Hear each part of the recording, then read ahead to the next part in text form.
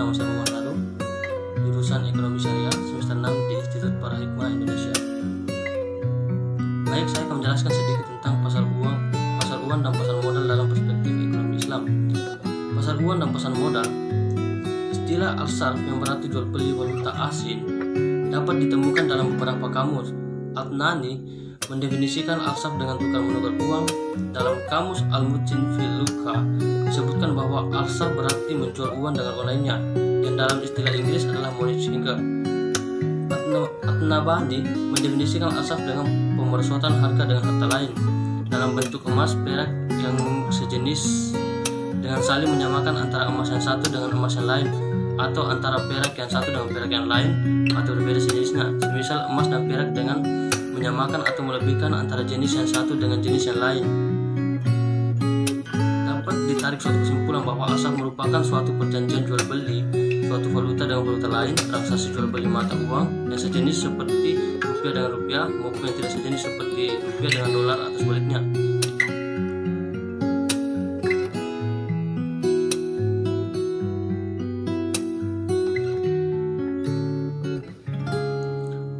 Al-Nabhani menyatakan bahwa jual beli mata uang atau pertukaran mata uang merupakan transaksi jual beli dalam bentuk finansial yang menurutnya mencangkup. Yang pertama itu pembelian mata uang dengan mata uang yang serupa seperti pertukaran uang kertas dinar baru Irak dengan uang kertas dinar lama. Yang kedua pertukaran mata uang dengan mata uang asing seperti pertukaran dolar dengan pound Mesir.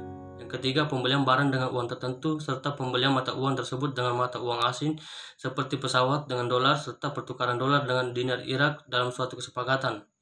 Yang keempat itu penjualan barang dengan mata uang, misalnya dengan dolar Australia serta pertukaran dolar dengan dolar Australia. Nah, yang kelima penjualan promise atau surat perjanjian untuk membayar sejumlah uang dengan mata uang tertentu. Yang keenam itu penjualan saham dalam perseroan tertentu dengan mata uang tertentu.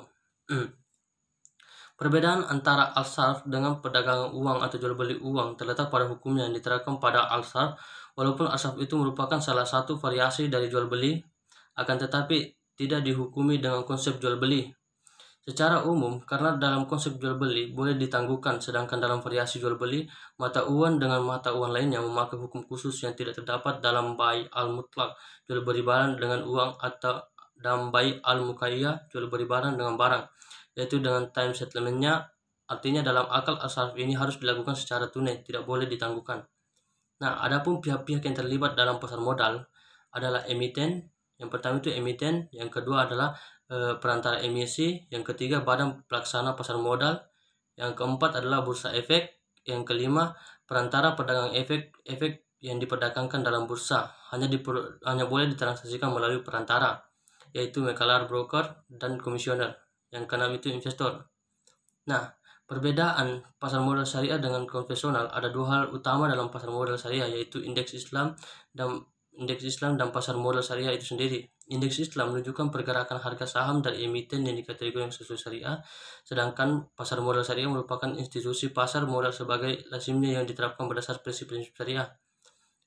Indeks saham konvensional dan indeks saham Islam. Perbedaan mendasar antara indeks konvensional dan indeks Islam adalah indeks konvensional memasukkan seluruh saham yang tercatat di bursa dengan mengabaikan aspek halal haram. Yang penting saham emiten yang terdaftar sudah sesuai dengan aturan yang berlaku atau legal. Nah, garis pemisah antara indeks Islam dan indeks konvensional. Pertama, jika indeks Islam dikeluarkan oleh suatu institusi yang bernaung dalam pasar modal konvensional, maka perhitungan indeks tersebut berdasarkan kepada saham-saham yang digolongkan memenuhi kriteria syariah.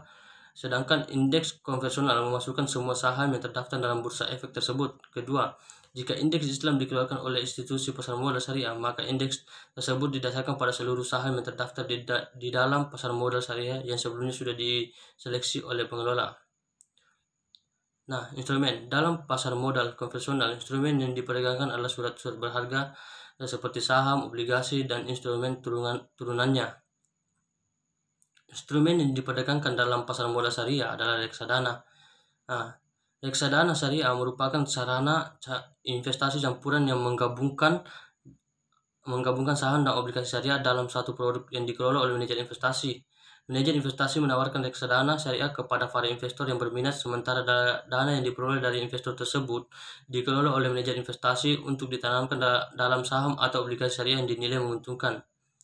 Nah, kesimpulan dari apa yang saya sampaikan tadi, bahwa perbedaan pasar modal syariah dengan pasar modal konvensional dapat dilihat pada instrumen dan mekanisme transaksinya. Sedangkan perbedaan indeks saham Islam dengan indeks saham konvensional terletak pada kriteria saham emiten yang harus memenuhi prinsip syariah. Penerbitan indeks saham Islam ini dapat dilakukan oleh pasar modal syariah dan pasar modal konvensional.